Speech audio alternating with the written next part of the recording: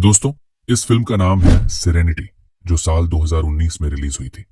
इसकी कहानी में एक रहस्यमयी द्वीप होता है जहां पर डिल नाम का एक आदमी फंसा हुआ है। वो ये जानने की कोशिश करता है कि वह इस द्वीप पर आया कैसे और कब, क्योंकि यहां से बाहर जाने का कोई रास्ता नहीं था। समझने के लिए अंत तक जरूर देखें।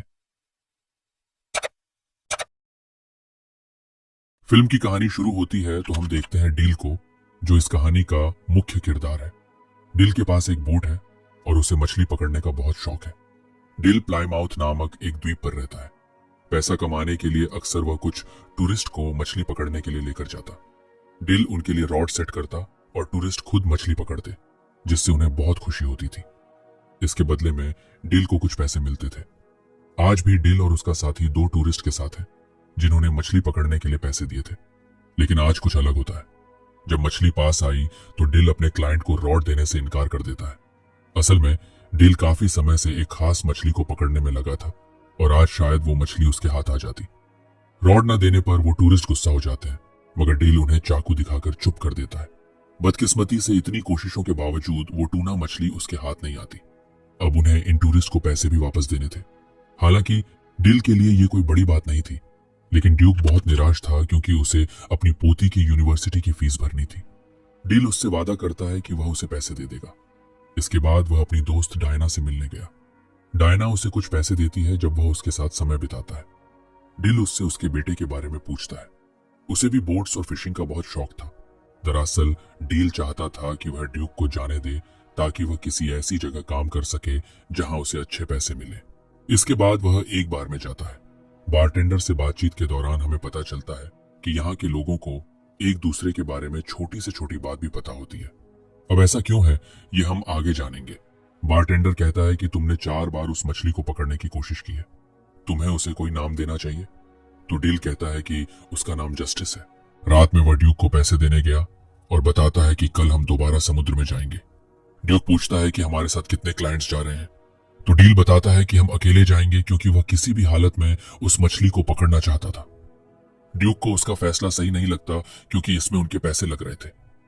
रात को डील जब अपने घर में था तो उसे अपने बेटे की याद आती है, जो तलाक के बाद अब उसकी पत्नी के पास है। उसे भी अपने पिता की तरह फिशिंग का बहुत शौक था।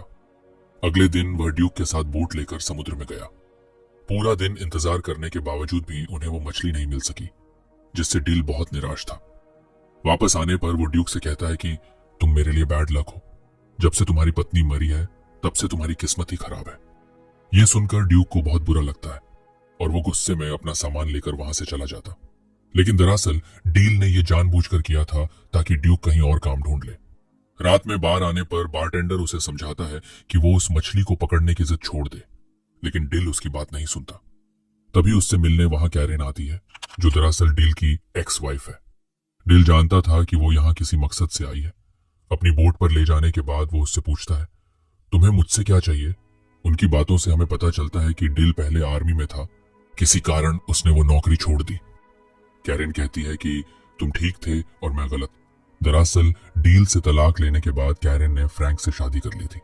फ्रैंक एक अमीर इंसान था, मगर अच्छा इंसान नहीं था। वो कैरेन को मारता और हमेशा उस पर नजर रखता। उसका पागलपन और भी बढ़ गया है। डिल उससे अपने बेटे पैट्रिक के बारे में पूछता है तो कैरेन रोने लगती है। वो कहती है कि पैट्रिक हमेशा सहमा हुआ अपने कमरे में रहता है। उसे यह सब सुनना न पड़े इसलिए वो पूरा दिन कंप्यूटर पर गेम्स खेलता है।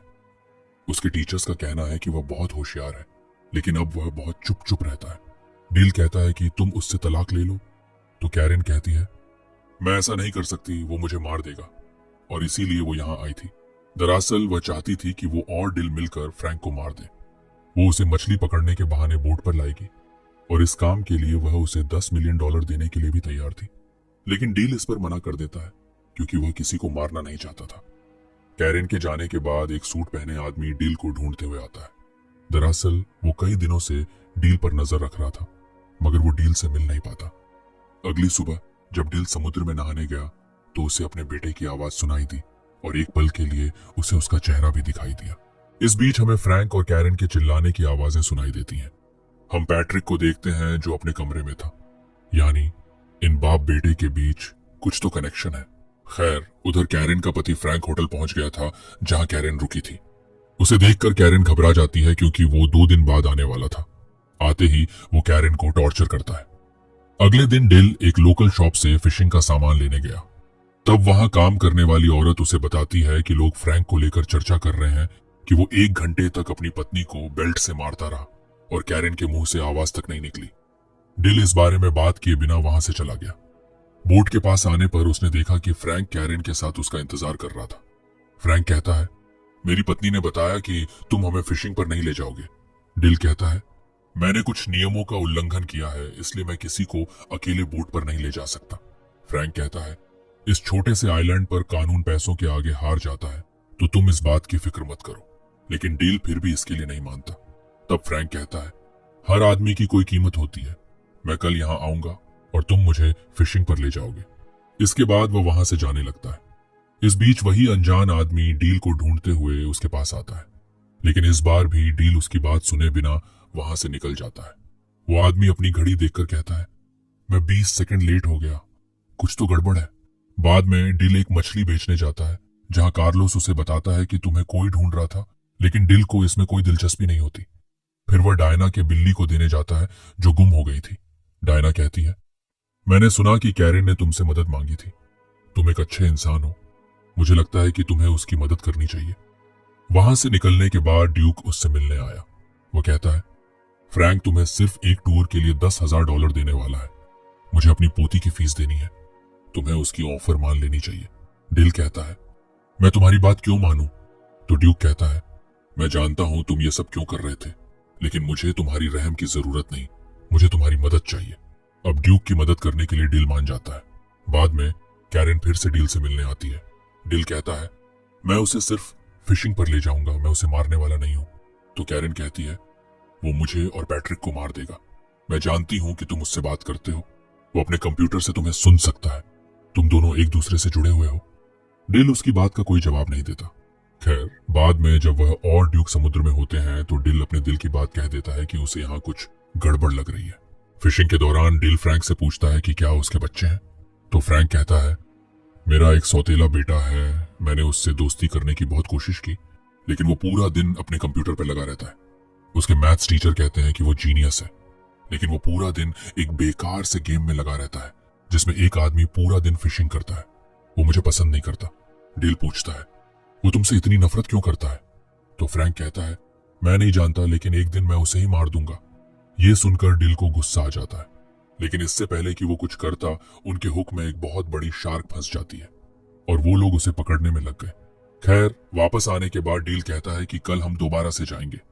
कैरन को मौका मिल जाता है बात करने का, इसलिए वो डील को फिर से ऑफर करती है कि वह फ्रैंक को मार दे। कैरन कहती है कि पैट्रिक भी यही चाहता है। ये सुनकर डील सोच में पड़ जाता है। ड्यूक ने भी उनकी बातें सुन ली थी।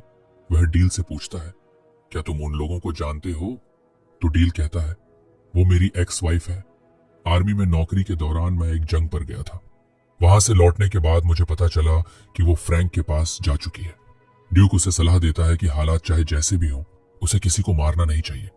रात को डील कैरन से मिला और अब वह इस बात के लिए राजी हुआ कि वह फ्रैंक को मारेगा। उसे बस पैसे चाहिए। वह ये सब प्यार व्यार के लिए नहीं कर रहा। जब डील घर आया तो वही अनजान आदमी उससे मिलने आया था जिसे हमने फिल्म में कई बार देखा। खैर, वह एक डिवाइस लेकर आया था जिससे डिल उस ट्यूना मछली को पकड़ सकता है जिसे पकड़ने का सपना डील बहुत समय से देख रहा है। और ये डिवाइस वह आदमी डील को मुफ्त में देने वाला था। उस आदमी के मुंह से निकल जाता है कि यही खेल का नियम है और मैं ही नियम हूं। यह सुनकर डिल को अजीब लगता है और उस आदमी पर शक भी होता है। इसलिए वह उसे धमकाता है और पूछता है कि बता, तुम कौन हो? तब वह आदमी, जिसका नाम रीड है, बताता है कि असल में ये सब असली नहीं है, ये बस एक खेल है और खेल का नियम है कि यहाँ कोई मरेगा नहीं। तुम एक कैरेक्टर हो और तुम्हें उस ट्यूना मछली को पकड़ना है। डील को उसकी बातों पर विश्वास तो नहीं होता, मगर इस जगह को लेकर उसे हमेशा शक रहता था। उसे याद ही नहीं था कि वह कब यहाँ आया और कितने समय से यहाँ है। वैसे यहाँ दर्शक ये जान जाते हैं कि यह खेल शायद उसके बेटे ने ही डिजाइन किया है, मगर क्यों और किस लिए? रीड का कहना था कि पिछले कुछ दिनों से गेम में गड़बड़ है, यानी जिसने ये गेम बनाया है शायद वह चाहता है कि अब तुम उस आदमी फ्रैंक को मारो। मगर मेरे नियमों के मुताबिक इस द्वीप पर किसी को भी मारना मना है, इसलिए मैं तुम्हें नियम बताने आया हूं। और मुझे खुद भी नहीं पता कि जिसने ये गेम बनाया है वह नियम क्यों बदल रहा है। डील को उसकी बात बकवास लगती है। अगली सुबह डील ने महसूस किया कि वह अलार्म से पहले उठ नहीं पाता, जो इस बात की ओर इशारा करता है कि शायद सच में वह किसी गेम में है। हर जगह उसे बस एक ही बात सुनने को मिल रही थी, जाओ और उस मछली को पकड़ो। डील याद करने की कोशिश करता है कि आखिर वह इस द्वीप पर आया क्यों और कब, मगर उसे अपने दिमाग में ऐसी कोई भी याद नहीं मिलती। वह अपनी गाड़ी में बैठकर काफी आगे निकल जाता है और अब उसे महसूस होने लगता है कि यह सब सच नहीं है। वह खुद से बातें कर रहा था। तभी उससे मिलने डायना का बेटा सैमसन आता है। वह कहता है, आपको किसी की जरूरत थी, क्या मैं आपके साथ काम कर सकता हूं? इस पर डील हंसने लगता है और कहता है, जब मैंने तुम्हें इस गेम से मांगा था तब तुम मुझे नहीं मिले और अब यह गेम मुझे सब कुछ दे रहा है। डील वहां से चला गया। अपना शक दूर करने के लिए वह स्टोर के मालिक से कुछ सवाल पूछने लगा, मगर वह हमेशा बात को बदल देता है। फिर डील फोन करके ये पता करने की कोशिश करता है कि रीड असली है या नहीं। उसे जवाब मिला कि रीड असली है। सबसे तंग आकर डील बार में गया ताकि वह ड्रिंक कर सके, लेकिन बारटेंडर भी उसे वही बात कहता है। वह कहता है, क्या आज तुम फिशिंग करने नहीं जा रहे? तुम्हें काम पर जाना चाहिए। टूरिस्ट्स को मत लेकर जाना, वे हमेशा तंग करते हैं। यानी गेम के नियम उसे फ्रैंक को न मारने के लिए कह रहे थे, लेकिन पैट्रिक के दिमाग में कुछ और ही चल रहा था। दूसरी तरफ दिखाया जाता है कि जब कैरन की आंख खुली तो उसने फ्रैंक को बाथरूम में घायल पाया। पिछले रात 6 लोगों ने उसे मारा था। दरअसल यह काम ड्यूक का था। उसने ही फ्रैंक को मारने के लिए कुछ लोगों को पैसे दिए थे ताकि वह आज बोट पर ना आ सके। ड्यूक डील से कहता है, मैंने तुम्हारे लिए जो सही लगा मैंने वही किया। इस बात से डील को बहुत गुस्सा आता है। जख्मी होने के बावजूद कैरन फ्रैंक को मना लेती है कि वह फिशिंग पर जाए। डील समुद्र के किनारे निराश बैठा था। तभी रीड उसके पास आता है। डील कहता है, मुझे कुछ भी समझ नहीं आ रहा कि मैं यहाँ क्यों हूं। मेरी जिंदगी का मकसद क्या है? क्या मैं पागल हो चुका हूं? रीड कहता है, इस बारे में तो मैं भी कुछ नहीं जानता, लेकिन मैं ये जानता हूं कि यहाँ हो क्या रहा है। हम सब किसी का सपना है और हमारे बारे में सिर्फ वही जानता है जिसने हमें बनाया है, और शायद तुम जानते हो कि वो कौन है। तो डील कहता है, हाँ, वो एक छोटा बच्चा है जो एक अंधेरे कमरे में बैठकर हमें देख रहा है। उसका सौतेला बाप उसकी मां को मारता रहता है। शायद इसी वजह से उसने ये गेम बनाया है, इस उम्मीद में कि शायद एक दिन वह अपने असली पिता को वापस ला सके और अपने सौतेले बाप को सबक सिखा सके। वो चाहता है कि मैं उसे इंसाफ दिलाऊं, इसीलिए मैं आज फ्रैंक को मारूंगा, चाहे कुछ भी हो जाए। इस पर रीड कहता है, अगर तुम यही चाहते हो तो मैं गेम के नियम तोड़ दूंगा। अगर हमारा निर्माता यही चाहता है तो तुम्हें ऐसा ही करना चाहिए। कैरन फ्रैंक को बोट पर ले आती है। इस पर डील भागकर अपनी बोट की तरफ जाता है। दरअसल पैट्रिक ने एक ऐसा गेम बनाया था जिसमें वह अपने पिता के साथ समय बिता सके, लेकिन जैसे जैसे उसके सौतेले बाप का टॉर्चर बढ़ता गया, पैट्रिक के दिल में उसे मारने की आग भी बढ़ती गई। पैट्रिक बस यही चाहता था कि उसे कोई संकेत मिले कि फ्रैंक को मारना गलत नहीं है। इसलिए उसने गेम में डील को सोचने की इजाजत दी ताकि डील अपने दिल की सुने, और जो भी उसका फैसला हो पैट्रिक भी वही करेगा। यही वजह थी कि गेम उसे बार बार याद दिला रहा था कि उसे बस मछली को पकड़ना है, लेकिन डील की सोच बदलने लगी थी। खैर, डील बोट के पास पहुंचता है जहां फ्रैंक और कैरन पहले से ही मौजूद थे। डील फ्रैंक को समुद्र में ले जाता है। फ्रैंक की हालत पहले से ही बहुत खराब थी और कैरन ने उसे नशे में भी रखा था। तभी उन्हें पता चलता है कि बोट पर सैमसन भी है जो उनके प्लान को बिगाड़ सकता था।